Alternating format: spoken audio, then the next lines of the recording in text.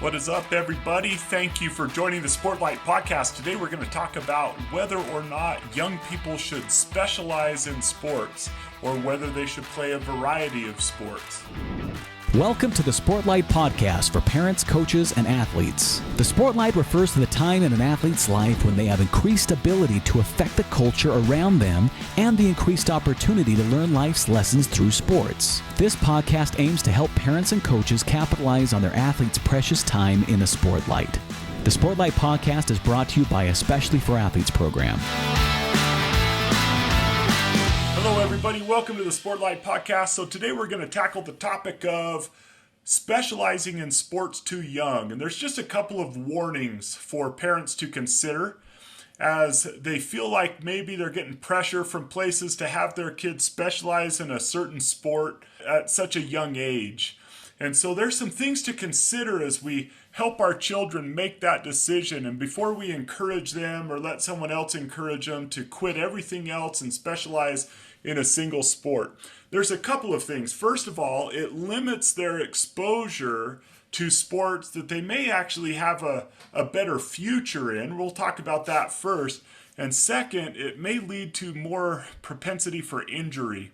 And so last year in the 2022 playoffs, the final 8 quarterbacks, there was this article written in USA Today, a high school sports edition, about how all starting quarterbacks in the NFL divisional round were multi-sport high school athletes. And so here's just a summary of that, by the way. Matthew Stafford, he played at Highland Park High School in Dallas. He played football and baseball. A quote from him, "I probably would have thought I was going to play baseball, and then football just kind of happened to be something I was a little better at."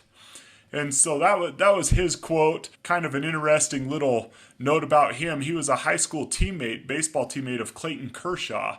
And Clayton Kershaw said that guy could throw a fastball. So Tom Brady, it says, likewise, Tom Brady, Tampa Bay Buccaneers quarterback, was a catcher in high school, and he was named to the All-League team and drafted by the Montreal Expos in the 18th round of the 1995 Major League Baseball draft. And he also played basketball while in high school. Josh Allen, Buffalo Bills quarterback, grew up competing a variety of sports, including golf, gymnastics, and karate. So that's kind of unique. Patrick Mahomes. It's been a storyline for a couple of years now that Kansas City Chiefs quarterback Patrick Mahomes was drafted in the 37th round of the 2014 Major League Baseball draft by the Detroit Tigers. But he was also a very good basketball player. Has a video link there of him dunking on somebody. Jimmy Garoppolo. It says San Francisco 49ers quarterback Jimmy Garoppolo played basketball. The Eastern Illinois University recruiter, then offensive coordinator Roy Whitkey, described him to The Athletic as a blue-collar guy on the basketball court who played defense and rebounded. He pitched also in high school as well. Aaron Rodgers, the Milwaukee Bucks ownership group, includes Green Bay Packers QB Aaron Rodgers, who played basketball and baseball in high school. He also told the Philadelphia Inquirer that doing so helped him with a variety of skills, such as different throwing angles from baseball and footwork form from basketball. Joe Burrow. As a high schooler, Joe Burrow told the Columbus Dispatch that he initially thought he was a basketball player until he broke out as a sophomore on the gridiron. He played basketball throughout his high school career, averaging almost 20 points per game. Ryan Tannehill. It was astounding that teenage Ryan Tannehill had time for anything else with all the sports he played. According to his Tennessee Titans bio, he lettered in baseball, basketball, golf, and track and field. In addition to playing 4 positions on the football field, he had 1,500 receiving yards as a junior. On the track, he finished 3rd in the 300-meter hurdles and 2nd in the triple jump in the 2006 District 4 4A championships, according to the American Football Database. So when you see all of these, and here's some of the things that they mentioned. I thought I was going to be a basketball player, one of them said, or I played baseball and basketball. Basketball helped me with footwork. Baseball helped me with arm angles. It begins to suggest some things that maybe we're taking away from our athletes if we begin to have them specialize too soon in their sport. And so all of these were incredible athletes and did a lot of different things. Now, one of the things that comes to mind about specializing, you'll notice one of them said, I thought I was going to actually go on and play basketball until I realized that I was better at football. So here's the question. That was, I believe that was Joe Burrow who said that. So if you think about specializing too soon, what if Joe Burrow, now he ends up, I don't know how tall Joe Burrow is, probably should have done that homework, but 6'5", 6'6", or whatever.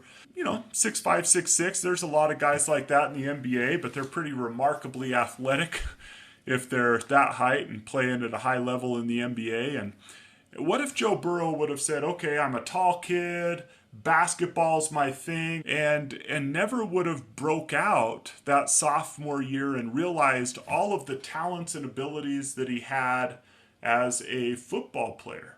So one aspect of specializing too soon in a sport is maybe it reduces exposure to other sports where we may have blossomed and where our genetics and our talents and everything like that might lean more toward another sport, but we quit it too soon to really realize that. So I've mentioned a couple of times on this podcast that I am reading Atomic Habits. I've finished it now, but there's this story in here that might apply to what we're talking about. James Clear, the author, former college baseball player, shared this in the book. Many people are familiar with Michael Phelps, who is widely considered to be one of the greatest athletes in history. Phelps has won more Olympic medals not only than any swimmer, but also more than any Olympian in any sport. Fewer people know the name of Hicham El Guerrouj, but he was a fantastic athlete in his own right. El Guerrouj is a Moroccan runner who holds 2 Olympic gold medals and is one of the greatest middle distance runners of all time. For many years, he held the world record in the mile, 1,500 meter, and 2,000 meter races. At the Olympic Games in Athens, Greece in 2004, he won gold in the 1,500 meter and 5,000 meter races. These two athletes are wildly different in many ways. For starters, one competed on land and the other in water. But most notably, they differ significantly in height. El Guerrouj is 5 feet 9 inches tall. Phelps is 6 feet 4 inches tall. Despite the 7-inch difference in height, the two men are identical in one respect. Michael Phelps and Hicham El Guerrouj wear the same length inseam in their pants. How is this possible? Phelps has relatively short legs for his height, a very long torso, the perfect build for swimming. El Guerrouj has incredibly long legs and a short upper body, an ideal frame for distance running. Now imagine if these world-class athletes were to switch sports. Given his remarkable athleticism, could Michael Phelps become an Olympic caliber distance runner with enough training? It's unlikely. At peak fitness, Phelps weighed 194 pounds, which is 40% heavier than El Guerrouj, who competed at an ultra-light 138 pounds. Taller runners are heavier runners, and every extra pound is a curse when it comes to distance running. Against elite competition, Phelps would be doomed from the start. Similarly, El Guerrouj might be one of the best runners in history, but it's doubtful he would ever qualify for Olympics as a swimmer. Since 1976, the average height of an Olympic gold medalist in the men's 1,500 meter run is 5 feet 10 inches. In comparison, the average height of Olympic gold medalists in the men's 100 meter freestyle swim is 6 feet 4 inches. Swimmers tend to be tall and have long backs and arms, which are ideal for pulling through the water. El Guerrouj would be at a severe disadvantage before he ever touched the pool. The secret to maximizing your odds of success is to choose the right field of competition. Now he goes on and asks the question, Well, how do you choose the right field of competition? You may already be thinking, okay, I could see the connection now between specializing too early in sports. Like, how would Michael Phelps know that he was going to be really tall with a long torso and long arms and short legs? Maybe you could look at his dad and mom, but sometimes that doesn't tell you everything. How would El Garouge know that he was going to be 5'10" and have long legs and a short torso? So if El Garouge would have picked up swimming, it sounds like he's a very gifted athlete as far as endurance goes. He would have been probably a great high school swimmer, but maybe he would have missed his calling in life as a distance runner, and the same with Michael Phelps. So he goes on and says this. This is James Clear in Atomic Habits. Learning to play a game where the odds are in your favor is critical for maintaining motivation and feeling successful. In theory, you can enjoy almost anything. In practice, you are more likely to enjoy the things that come easily to you. People who are talented in a particular area tend to be more competent at that task and are then praised for doing a good job. They stay energized because they are making progress where others have failed. And because they get rewarded with better pay and bigger opportunities, which not only makes them happier but also propels them to produce even higher quality work. Pick the right habit and progress is easy. Pick the wrong habit and life is a struggle. Now he goes on and he gives a little bit of advice, and just think of these in regard to specializing in sports too early. As you explore different options, there are a series of questions you can ask yourself to continually narrow in on the habits and areas that will be most satisfying to you.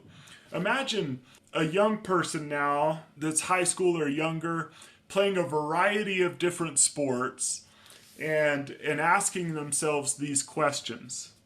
What feels fun to me but work to others? The mark of whether you are made for a task is not whether you love it, but whether you can handle the pain of the task easier than most people. When you are enjoying yourself while other people are complaining. The work that hurts you less than it hurts others is the work that you were made to do. That is a really awesome statement. We had Justin Sua, and Justin Sua said that this really successful athletes, he's the mental performance coach for the Tampa Bay Rays and many other professional organizations. And one of the things he pointed out is that those who can embrace the boredom of consistency are those who are going to be great. Well, when things feel like work to other people that feel fun to you or to your child, then those things are going to be a lot more appealing. They're going to be a lot like working and doing the boring work that needs to be done is going to be a lot more likely if you love it and other people hate doing that boring stuff. I still remember anything baseball, anything basketball. I loved going out on my driveway and just shooting and shooting and shooting and shooting. That might have been super boring for some people, but for me, that particular thing was fun. And so if they play a variety of different sports, what is the thing that they love doing, that they gravitate to, and they just would spend every second of every day doing it? And so by playing a variety of different sports, maybe one will emerge that is just more fun, that they love doing more than others. And so what feels like fun to me but work to others, when you find that thing, you'll be a lot more likely to be successful because you'll work through the boring. When other people find it boring, you'll still find it fun. The second thing he says is, what makes me lose track of time? Flow is the mental state you enter when you are so focused on the task at hand that the rest of the world fades away. This blend of happiness and peak performance is what athletes and performers experience when they are, quote, in the zone. It is nearly impossible to experience a flow state and not find the task satisfying, at least to some degree. That's a great question. What could you do forever? What makes you lose track of time? Third, where do I get greater returns than the average person? We are continually comparing ourselves to those around us, and a behavior is more likely to be satisfying when the comparison is in our favor. So where does it just seem to be natural to us. I put a little time here and it just seems like I get more out of it than the average person. That might be a place or a sport where you'll find that you'll be more successful. Last, he says, what comes naturally to me. For just a moment, ignore what you've been taught, ignore what society has told you, ignore what others expect of you. Look inside yourself and ask, what feels natural to me? When have I felt alive? When have I felt like the real me? No internal judgments or people pleasing, no second guessing or self-criticism. Just feelings of engagement and enjoyment. Whenever you feel authentic and genuine, you are headed in the right direction. When I read that paragraph, I think about how important it is to not place our expectation, our dreams upon our children. You know, to make them, oh man, I always wanted to play college baseball. I always wanted to do this or that. And then they're living our dream instead of what comes naturally to them. And so that's a really good question. He concludes by saying, to be honest, some of this process is just luck. Michael Phelps and Hickam El Garouge were lucky to be born with a rare set of abilities that were highly valued by society and to be placed in the ideal environment for those abilities. We all have limited time on this planet, and the truly great among us are the ones who not only work hard, but also have the good fortune to be exposed to opportunities that favor us. And I would just ask in response to that, how can we find and help our children find the good fortune to have opportunities that favor us? Well, one of those ways might be to play multiple sports. All of these 8 quarterbacks that were in the divisional playoffs last year, they all played multiple sports. Why did they end up in football?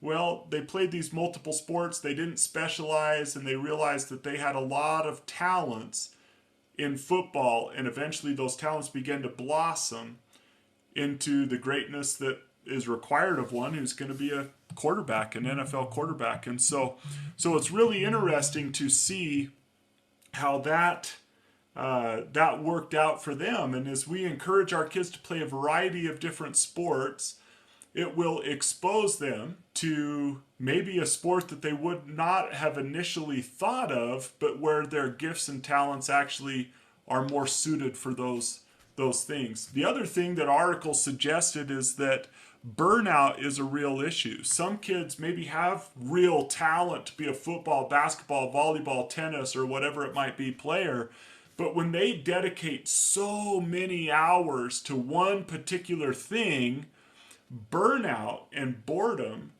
could become so much a part of that they quit something that they would have otherwise continued and really blossomed at. And when they started to see the success, as this Atomic Habit suggests, they would start to really, really love it, but they become burned out at it too soon. And so that's another aspect here in all these studies that were looked at. Another thing to consider is the effects of specializing in a sport on a kid's body. So in the Journal of Sports Medicine, there were a few articles in regard to this. One entitled The Effects of Playing Multiple High School Sports on the National Basketball Association Players' Propensity for Injury and Athletic Performance. So that was a mouthful there, but here's the conclusion of that scientific article. While a minority of professional basketball athletes participated in multiple sports in high school, those who were multi-sport athletes participated in more games, experienced fewer major injuries, and had longer careers than those who participated in a single sport. So here was the conclusion. It said that those NBA players who were multi-sport athletes participated in more games, experienced fewer major injuries, and had longer careers than those who participated in a single sport in high school. So there's another article in the same journal that said it's entitled Prevalence of Sports Specialization in High School Athletics and it concluded this: highly specialized athletes were more likely to report a history of overuse knee or hip injuries. Participating in a single sport for more than 8 months per year appeared to be an important factor in the increased injury risk observed in highly specialized athletes. So another thing to consider as you consider whether or not to allow your kid to specialize in a single sport, or if you're a high school coach, whether or not to demand that your kid, hey, if you're going to play this sport, you're going to be here all the time, you're going to do year round, you're going to do these different things. That has a propensity to lead to more injury as well. And so just super interesting topic that it was a pleasure to study. So just those basic takeaways. Number one is specializing too soon might keep a young person from finding their true love, where their true gifts would lead them to way greater success. It might lead to burnout, and it might lead to injury. So some things to consider before specializing in a single sport. Thank you so much for joining the Sportlight podcast. Hope you enjoyed this episode. If you did, we encourage you to share it with others and let people know about our podcast. We also have the Sportlight book. You can go to e4a.org, that's e4a.org, and pick up a book there, or go there to get in contact with us and let us know some other topics that you would love to talk about. Thank you so much. Eyes up, do the work. This has been the Sportlight podcast from Especially for Athletes, sponsored by Coca-Cola.